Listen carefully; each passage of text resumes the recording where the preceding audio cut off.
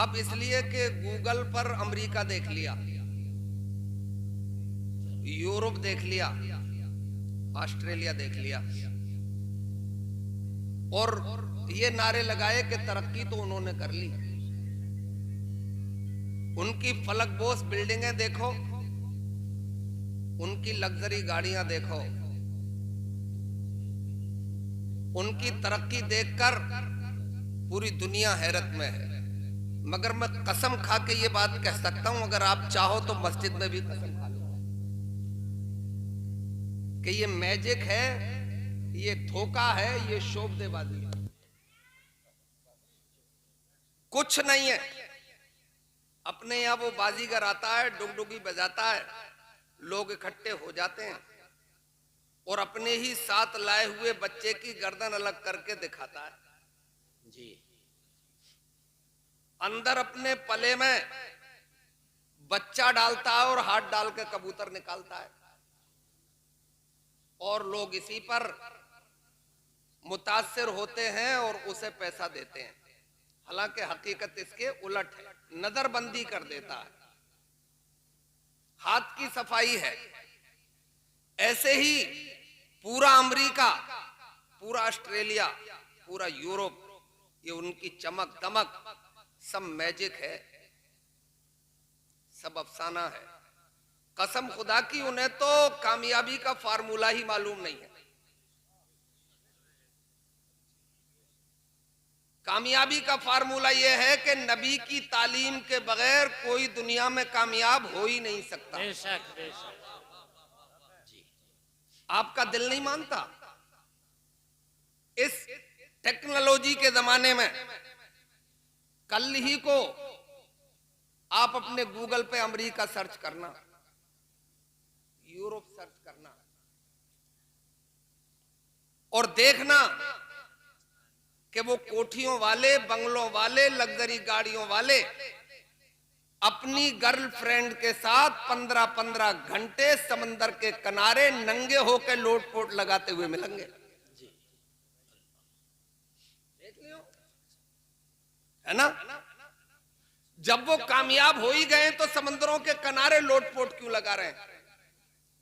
इसका मतलब बंगलों में सुकून नहीं मिल रहा है, कोठियों में सुकून नहीं मिल रहा है, लग्जरी गाड़ियों में चैन नहीं मिल रहा है, अरबों डॉलर सुकून नहीं दे रहे हैं। किसी गुलामे मुस्तफा से तो जाके पूछ लेना, वो झोंपड़ी में भी चैन की नींद सो जाता है, इसलिए कि अल्लाह ने उसके दिल पे सुकून नाजिल कर दिया।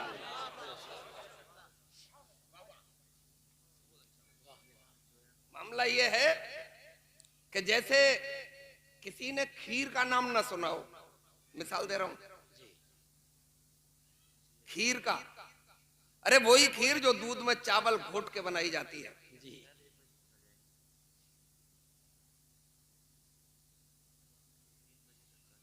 मालदार लोग उसमें काजू पिस्ता बादाम भी डालते हैं, अपना तो नारियल ही से काम चल जाता है, चला लेते हैं। कुछ बोलते रहना, बोलने का कोई पैसा नहीं है जी।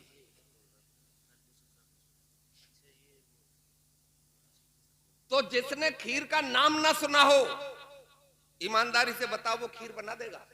नहीं। अरे नाम ही नहीं सुना उसने। हाँ, कोई मुंहजोर औरत दावा कर सकती है नहीं सुना है, मगर फिर भी बना देंगे। बाज वैसे बड़ी तुनाली औरत होती है, और बाज इतनी फुहड़िया कि खाना बना दे तो ऐसा लगे कि इसे 100 डिग्री पे गर्म करके उसे बुला के उसके सर पे डाल दो। वो ये दावा करे कि मैं खीर बना दूंगी, तो मैं कम लकड़ियों में जल जाऊं? मैं तो उससे फार्मूला पूछूंगा, इसलिए कि मेरे दूध का बेड़ा ना लगा दे, कहीं मेरे चावल तबाह ना कर दे, कहीं मेरी चीनी बर्बाद ना हो जाए। मैं पूछूंगा फार्मूला बता, बोले लिखो। बोले 20 ग्राम लाल मिर्चें, 10 ग्राम काली मिर्चें, इतना धनिया, इतना जीरा, इतनी हल्दी, 1 किलो मटन और आधा किलो देसी घी। ये फार्मूला खीर से मिलता है? पगलिया से पूछो, ये फार्मूला खीर से मिलता है, स्टू से मिल रहा है जी। है? तो क्या बनाएगी वो?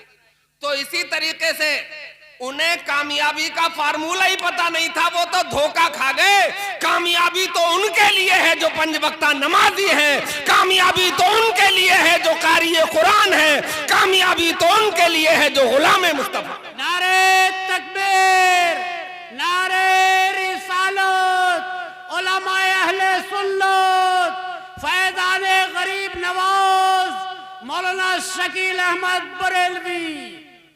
तो धोखा मत खा जाना, एक दिन जाना पड़ेगा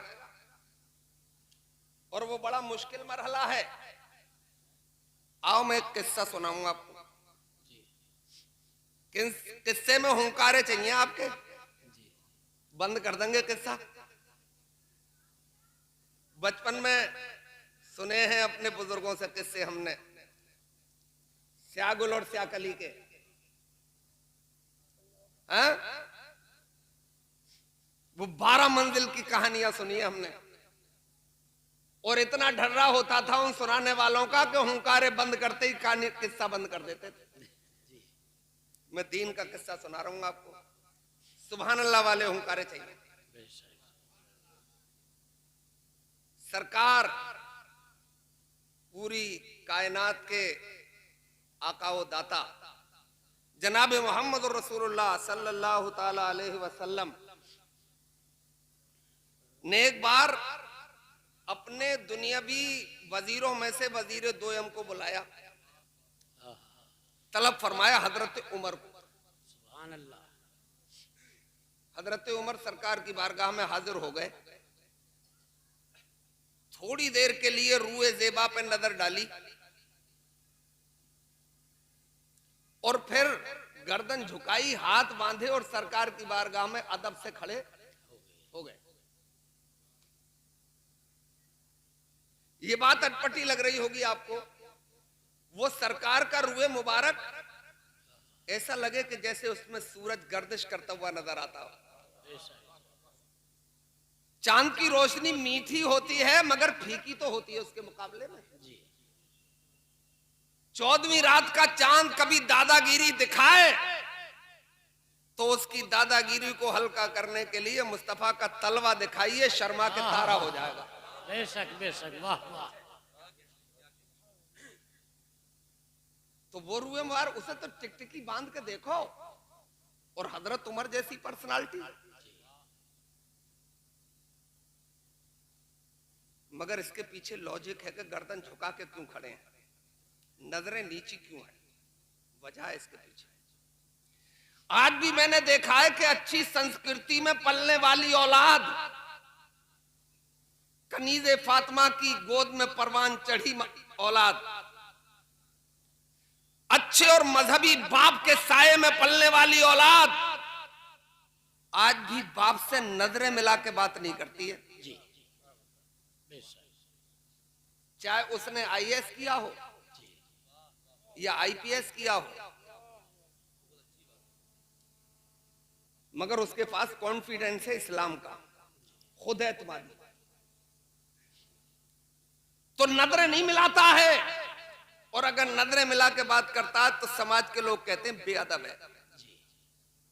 बाप से नजरें मिला के बात कर रहा है। मेरे भाई, जब इस्लाम में बाप का इतना अदब है तो मजहब इस्लाम के बानी मोहम्मद रसूलुल्लाह का कितना अदब होगा। इसीलिए अदब से हजरत उमर अपनी गर्दन झुका के हाथ बांध के खड़े। ये बादबों का तरीका है।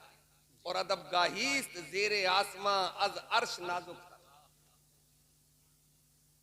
अदब ही से इंसान इंसान है, अदब जो न सीखे वो हैवान है। नोट बाद में दे दियो, ये इतने बड़े हाथ से इतना छोटा नोट अच्छा नहीं लगता। छुपा के दे देना ताकि भरम भी रह जाए और अपना भी काम हो जाए। हजरात, अब गर्दन झुका के खड़े तो सरकार ने फरमाया, उमर, मेरे उमर, एक दिन वो भी आएगा कि तुम्हारी रूह तुम्हारे कफसे उनसरी से परवाज, आगे बोल दो, कर जाएगी। कर जाएगी। कुछ बोलो, धूप तेज लग रही है क्या?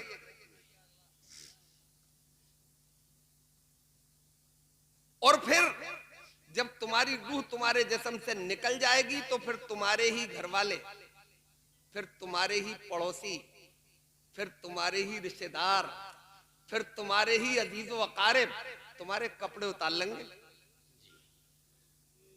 फिर तुम्हें तख्ते पर लिटा देंगे, फिर नहलाएंगे, फिर तुम्हें कफनाएंगे, फिर कांधों पे उठाएंगे और 2 गज जमीन में तन्हा छोड़कर वापस चले आने। और जब वो वापस आ जाएंगे तो अल्लाह तबारक व तआला के 2 मुकर्रर करदा फरिश्ते, जिनमें से एक का नाम मुनकर, दूसरे का नकीर, वो जमीन को चीरते हुए आएंगे। डरावना चेहरा, एक एक आंख एक एक देख की बराबर मशाल की तरह जलती हुई। और उमर, तुमसे सवालात का सिलसिला शुरू करेंगे। और उमर, तुम तो अकेले होगे, बोलो ऐसे आलम में क्या करोगे?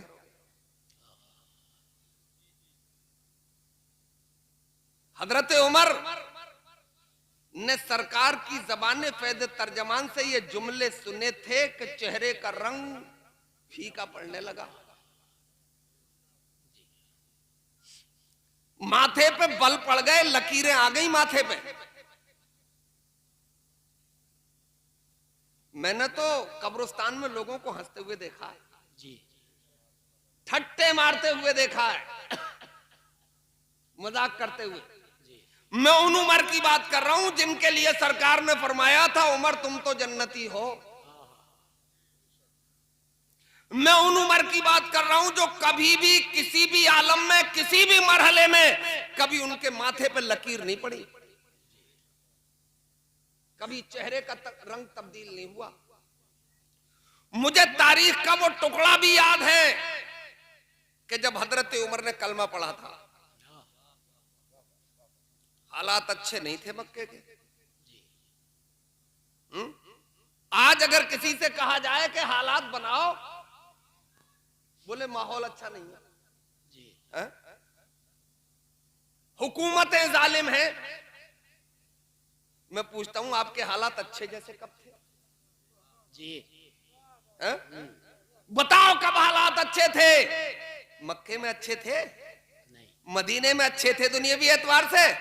नहीं।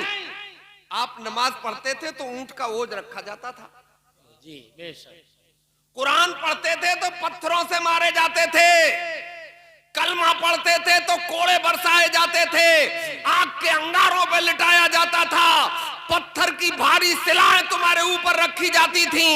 हालात तो अच्छे नहीं थे, मगर क्या उन्होंने अपनी डगर बदल दी थी? नहीं, क्या दामने मुस्तफा छोड़ दिया था? नहीं। क्या शरीयत से भाग गए थे? नहीं, कसम परवरदिगार की, वो कोड़ों की बारिश तेज करते चले जाते थे, मगर मुस्तफा के दीवाने अल्लाह के नारों की आवाज बुलंद करते चले जाते थे। वो चर्बी पिघलती चली जाती थी और या रसूल अल्लाह का नारा लगता चला जाता था। सुभान अल्लाह, वाह वाह, और बड़े बड़े हवादसात को ये कह के जूते की नोक पे मारते थे कि तेरी औकात क्या झोंके हवा के, तेरी औकात क्या झोंके हवा के, यहां गुजरे है तूफान सर झुका के। बेशक, और वो मशहूर जमाना, वो 4 पंथियां के बुलबुल से बहरहाल नशे मन न छूटेगा, बरके तपा के खौफ से गुलशन न छूटेगा, माहौल अगर अपने मुवाफिक भी नहीं है सरकार, मगर आपका दामन न न छूटेगा। छूटेगा, बेशक, बेशक, हालात तो अच्छे नहीं थे, दुनिया की तो फितरत है कि चैलेंज करती है, जी, दुनिया की आदत है कि वो चैलेंज करेगी। और हमें इस्लाम ने ये सबक पढ़ाया है कि दुनिया चैलेंज करे तो पीठ दिखा के मत भाग जाना, जी, जरूरत पड़े तो तीर सीने पे खाना, ताकि गुलामे मुस्तफा कहने के हकदार हो जाओ। पीठ पे खाओगे तो जमाने वाले बुज़दिल भी कहेंगे, और ये शेवा इस्लाम वालों का नहीं है। बेशक, जी, अब तो थोड़े चैलेंज पे भागते हैं, छोटे वाले पे। ये अपनी बकरा ईद ना जुमे की पड़ गई। ईद तो इस वक्त में पढ़ ली कि पुलिस आई नहीं, जुमा कैसे पढ़ लोगे उस वक्त में? जुमा तो अपने वक्त में ही पढ़ा जाएगा, जी और वो भी खूब सूरज ऊपर आने पे, यानी जोहर के वक्त में। जी जुमे में तकरीर हो रही, मेरी लोग बोल बोल के पीछे को देख रहे हैं। जी मैं आगे खड़ा हूं, यार पीछे क्या देख रहे हो? जी बोले नहीं साहब कुछ नहीं, यानी बात भी बनाने की कोशिश करता है। हाँ? तो मैंने फिर भी क्या है पीछे? बोले नहीं मुझे पता, पुलिस देख रहे हो। जी हाँ? पुलिस पुलिस देख रहे हो। मैंने कि तुम यकीन मान लो, आगे ही देखो, पुलिस आएगी तो मैं तन्हा निमट लूंगा, मगर शर्त यह है कि भागना मत। जी बेशक हाँ? जी मैंने भागते हुए को जमाना मारता है, और जो मैदान में डटता है उसके सामने हाथ कमजोर पड़ता है। जी हाँ? ये विडंबना है कि 30 से 35 करोड़ जिस मुल्क में एक कौम रहती हो और इतनी जिल्लत के साथ रहती हो। जी अफसोस खुद गौर करिएगा। मुझे तो इतना मालूम है सिर्फ कि 1.25 करोड़ है पूरी दुनिया में यहूदी। जी अमेरिका चुंगल में है, जी है? अमेरिका तो पूरी दुनिया चुंगल में है उनके, और इजराइल में तो 60 लाख के करीब है। पूरा अरब कब्जे में किए हुए हैं। वजह जानते हो? वजह सुनो, अगर तवज्जो है आपकी तो गौर से सुनना। कुछ चीजें होती हैं अताई जी और कुछ होती हैं कसबी। जी अताई मतलब ये आपकी खूबसूरत सी आंख है, ये खड़ी नाक, ये गुलाब की फूल की पंखड़ी जैसे खूबसूरत से होंठ, हाँ? ये पूरा स्ट्रक्चर आपका, पूरी बॉडी, इसमें क्या मेहनत करी है आपने? ये तो अम्मा के पेट से लेके आए हो। जी हाँ? मगर भाई हाफिज बनने के लिए तो मेहनत करना पड़ेगी, हाँ? आलिम बनने के लिए तो रात को जागना पड़ेगा, IAS IPS क्वालिफाई करने के लिए तो बहुत सी रातें जागना पड़ेंगी, हाँ? ये होता है कसबी, हासिल किया हुआ अपनी मेहनत से। अभी एक इंटरव्यू एक नामा निगार ले रहा था एक यहूदी का, जी उसने एक सवाल किया कि आपके नजदीक सबसे ज्यादा कीमती चीज क्या है? उसने बगैर किसी वफ़े के जवाब दिया, मेरी बेगम, मेरी औरत, मेरी वाइफ। बोले मतलब समझा नहीं मैं? बोले उसी के बतन से, उसी के शिकम से हमारा मुस्तकबिल रोशन होता है, हमारा फ्यूचर ब्राइट होता है। बोले मतलब? बोले हम किसी कारखाने में बच्चे पैदा थोड़ी करते हैं, जी माँ के पेट से ही पैदा होता है। और जैसे ही माँ प्रेग्नेंट होती है तो ये डिस्कस होता है मियां बीवी में आने वाला बच्चा बनेगा क्या? डॉक्टर बनेगा, इंजीनियर बनेगा, डन हो गया, इंजीनियर बनेगा। बस उसी दिन से 9 महीने के लिए एक टॉप का इंजीनियर, एक टॉप का ट्यूटर उस औरत को 9 महीने तक इंजीनियरिंग पढ़ाने के लिए आता है। बच्चा पेट में है, मां को इंजीनियरिंग पढ़ाई जा रही है। जब बच्चा पैदा होता है तो 25% कम से कम इंजीनियर बन के पैदा होता है। ये बात उन्होंने ली कहां से? उनके पास क्या रखा है? उवाशी के अलावा क्या है उनके पास? उनके पास कोई उसूल और ज़ाब्ते और कवानीन नहीं है। ज़ाब्ते और कानून तो तन्हा मजहब इस्लाम के पास है। ये बात भी उन्होंने गौसे आजम की जिंदगी से ली है, इसलिए कि वो बच्चा माँ के पेट में 18 पारे हिफ्ज करके आता है, इसलिए कि माँ कारी कुरान है। नारे तकबीर, नारे रिसालत, फैज़ाने गरीब नवाज, फैज़ाने गौसे आज़म। हालात बनाने से बनते हैं। जी इन चुड़ैलों को मैं क्या कहूं जो चीख रही है घरों में बैठ के जी कि ये कमी रह गई और वो कमी रह गई। कमरे की रंगाई नहीं हुई, मेरा 2000 रुपए वाला सूट नहीं आया। चुड़ैल, दुनिया रंग रही है, चल तुझे मुबारक हो, मगर दिल भी तो इश्क मुस्तफा से रंग के देख, ताकि आने वाला बच्चा कोई कटरी का कल्लू ना बन जाए। जब वो तेरे बतन से पैदा हो, दुनिया में आए और तेरी आगोश में पले, तो वो गुलाम गौसे आजम हो, हैदर कर्रार का दीवाना हो, करबला वालों का किरदार लेके दुनिया के सामने हो।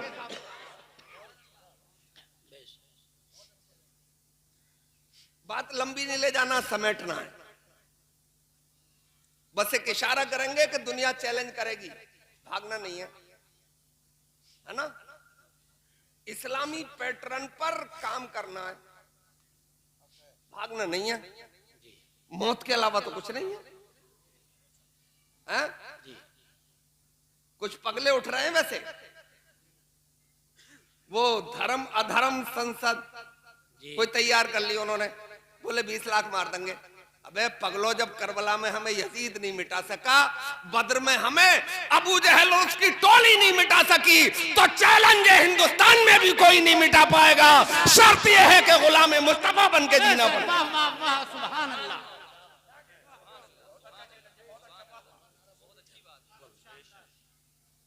हम करबला के रेगदारों से गुजर के आए हैं, तुम क्या बिगाड़ लोगे? मगर इस्लामी बनना पड़ेगा। हजरात, बस चैलेंज की एक मिसाल दे रहा हूं, उलमा बैठे हैं। जो रिवायात में है कि तकरीबन 2,24,000 अंबिया और रसूल इस दुनिया में जलवगर हुए। कोई नबी आपकी नजर में ऐसा है, आपके इमाम साहब ने बताया, मौलवी साहब ने बताया कि उसने अखाड़े खुदवाए हों और दाव पेच सिखा के कुश्तियां लड़वाई हों? नहीं है, नहीं, मेरी नजर में नहीं है। उलमा से पूछ लो, है नहीं इसलिए कि ये नबी का बेस नहीं है, ये नबी का काम नहीं है। नबी तो अल्लाह के बंदों को अल्लाह से करीब करने के लिए आता है। नारे तकबीर, नारे रिसालत, साहबजादा अशफाकुल उलमा, कायदे आजम संभल, नारे तकबीर, नारे रिसालत। यार थोड़ा डर मुझे कम होता है, कुछ बोलने की लो में आता हूं मैं, तो फिर कोई बड़ा आलिम आ जाता है तो फिर मुझे घबराहट बढ़ती है। चलो आप तशरीफ रखो, इनसे आप तकरीर मत करो, कारी साहब मुझे करने दो। एक बार सुभान अल्लाह बोलिए आप। सुभान अल्लाह। इसलिए नबी ने कुश्तियां नहीं सिखाई कि उसका ये बेस नहीं है। नबी अल्लाह के बंदों को अल्लाह से करीब करने के लिए आता है, उसकी बारगाह में झुकाने के लिए आता है, राह रास्त पे लाने के लिए आता है। मगर मैं किसी नबी का, किसी और रसूल का अब तस्करा करूं तो वक्त लगेगा। आओ अपने आका ही का तस्करा कर ले, मुकम्मल उनकी सना तो कौन बयान करे, किसमें दम है। मगर दिल तो बहलाएंगे, दिल को सुकून तो चाहिए, करार तो चाहिए। मैं तो अपना दिल ये कह के बहला लेता हूं कि कोई हद है उनके उरूज की, कोई हद है उनके उरूज की। बलागुलाबे कमाले ही, कशफत दुजाबे जमाले ही, हसनत जमीओ खिसाले ही, सल्लू अलैहि व आलिहि। मस्जिद नबी में जलवागर आपके एक साथी आ गए, नाम था हजरत जैद। उन्हें लेकर सरकार मदीने के जंगल की तरफ रवाना हो गए और वहां अरब का अरब केसरी, अरब का सबसे बड़ा पहलवान मिल गया, नाम था रुकाना जी। सरकार का नूरानी चेहरा देखा तो देख के खड़ा हो गया। मुलाकात कभी हुई नहीं थी, मगर हाव भाव से समझ गया, बॉडी लैंग्वेज समझ में आ गई और बोला, क्या तुम्हारा ही नाम मोहम्मद है? बोले जी सल्लल्लाहु अलैहि वसल्लम। बोले यार तुमने पूरे अरब को खरखशे में डाल रखा है। बोले हो क्या गया? बोले सुना नबूवत का दावा कर रहे हो? सरकार ने फरमाया सिर्फ नबूवत का दावा ही थोड़ा ही कर रहा हूं, मुझे अल्लाह ने सिर्फ नबी ही नहीं बनाया है बल्कि नबियों का भी सरदार बनाया है। मैं रसूल ही नहीं बल्कि रसूलों का भी सरदार। नारे तकबीर, नारे रिसालत, मसलके आला हजरत, फैजाने गरीब नवाज। जैसे नारों का वक्त काट लूंगा, अभी कल को मैं बोलूंगा ही ना। हाँ, तो हजरात, जब सरकार ने यह फरमाया कि मुझे तो अल्लाह ने रसूलों का भी रसूल बनाया, नबियों का भी सरदार बनाया, तो उसने कहा इतना बड़ा दावा कर रहे हो तो हमसे कुश्ती लड़ोगे? सरकार ने फरमाया आजा। वाह, सुभान अल्लाह। तो हजरत ज़ैद कह रहे थे कि वो मेरे जहन में ये बात आई कि जैसे ये चैलेंज कर रहा है ना कि हमसे कुश्ती लड़ोगे, तो सरकार ये कह के इसे टाल देंगे कि भाई मैं कोई कुश्ती लड़ने और लड़वाने थोड़ी आया हूं, मैं तो कलमा पढ़ाने के लिए आया हूं, पढ़ना तो पढ़ ले, नहीं पढ़े तो अपना काम कर, तेरा रास्ता अलग है, मेरा रास्ता अलग है। मगर सरकार ने फौरन चैलेंज कबूल कर लिया। तो अंदर से ये आवाज आई कि जब सरकार ने चैलेंज कबूल कर लिया तो गेंद तो अपनी पाले में गिरेगी, मैदान तो हम ही जीतेंगे। मगर फिर ख्याल आया कि ये नरमो नाजुक दस्ताने मुबारक, कभी मौका मिलता तो ऐसा लगता जैसे रुई के गालों में हाथ दे दिए, और दस्तबोसी का मौका मिल जाता तो ऐसा लगता कि मुश्को अंबर की खुशबू भी उसके सामने घुटने टेक रही है। मगर मैं ये सोच ही रहा था कि सरकार का रुकाना से हाथ मिल गया और पलक झपकने से पहले रुकाना जने कौन से दाऊ के बेस चारों खाने चित पड़ा था। सुभान अल्लाह। और कपड़े झाड़ता हुआ उठ के बोल रहा था, बोले मोहम्मद धोखा हो गया। सरकार ने फरमाया दोबारा आजा, दिल के अरमान निकाल। दोबारा फिर चित मारा, इस बार भी वही बोला, बोले मोहम्मद इस बार भी धोखा। सरकार ने फरमाया तिबारा आजा, दिल के अरमान निकाल ले। तिबारा फिर चित मारा, तो अब चैनल बदला, चैनल बदला तो बोली बदली, क्योंकि हर चैनल पे लोग अलग अलग ही बोलते हैं। हर चैनल पर रवीश कुमार थोड़ी बोलता है, किसी पे अंजना ओम कश्यप भी बोलती है, सुधीर चौधरी भी बोलता है ना। जब चैनल बदलेगा तो बोली बदलेगी। चैनल बदला तो बोला मोहम्मद अब समझा मैं, चल समझा तो पिट कुट के समझा। मगर यहां तो इतनी बार पिट गए फिर भी समझ में नहीं आया है? यहां तो हालात ये हैं कि तशरीफ पे पता चल रहा होता है अपनी ही पे, तो समझता है कि पड़ोसी पिट रहा है? जब गर्दन पे नंबर आता तो चीखता है। अब क्या होता है जब अब बैठ के क्या पछताता है जब चिड़ियां चुग गई खेत है? तो तशरीफ पे नंबर आने से पहले ख्याल कर और सोच कि तुझे क्या करना है। अब चैनल बदल का तो बोली बदली, बोले मोहम्मद अब समझ गया मैं। बोले क्या समझा, बोल तो। बोले ज्यादा तो नहीं बोलूंगा, बस इतना बोलूंगा कि ये खाली तेरे दाव पेच का कमाल नहीं है, हकीकत में ये तेरी नबूवत के जलवे हैं, ये तेरी सच्चाई के जलवे हैं। अब इतना बोलने की इजाजत और दे दे कि कलमा पढ़ा ले, जब भी मौका मिलेगा तो ये जा तेरे कदमों पे निसार कर दी जाएगी। सुभान अल्लाह, सुभान। इसलिए कि चैलेंज से भागे नहीं थे, है? तो ये सबक मुस्तफा ने पढ़ाया है, हम भाग गए। छोटा सा आया चैलेंज और भाग गए। जमो जमो, मुझे मालूम है कि अगर आप कानून शरीयत पर जम गए, इश्क मुस्तफा को पर अगर आप जम गए तो वो रब तुम्हें कटने के बाद भी नहीं मिटने देगा। बेशक बेशक। और उसने मिटने दिया भी नहीं है, नहीं है ना। तो किलो तो कसरत का मामला नहीं है। बात लंबी निकल गई है, समेट रहा हूं बात को, समेट रहा हूं, समेटते समेटते भी वक्त लगेगा। हाँ, सही सही जी, अभी दूर है, समेटते समेटते भी वक्त लगता है। तो वही हजरत उमर पे आ रहा हूं, वहीं से ले गया था आपको। पानी पानी अब वहीं वापस लेके आ रहा हूं। मुझे देखो, उनके इशारे क्या देख रहे हो, मैं भी तो हाथ के इशारे कर रहा हूं। कहो तो बहुत ज्यादा हाथ पैर फेंकू। तो हजरत गिरामी, मैं उन उम्र की बात कर रहा था कि जब वो ईमान लाए थे तो मक्के के हालात बड़े नागुजीर थे। छुप के नमाजें हो रही थी, आहिस्ता आहिस्ता कुरान की तिलावत हो रही थी। छुप के नमाज हुई, नमाज से फारिग हुए तो अर्ज किया, जाने रहमत, आकाओ दाता, मैं अर्ज करना चाहता हूं कुछ। बोले बोलो। बोले क्या हम हक पर नहीं है? सरकार ने फरमाया, उमर बस अब इस रुए जमीन पे अपनी ही टोली हक पर है।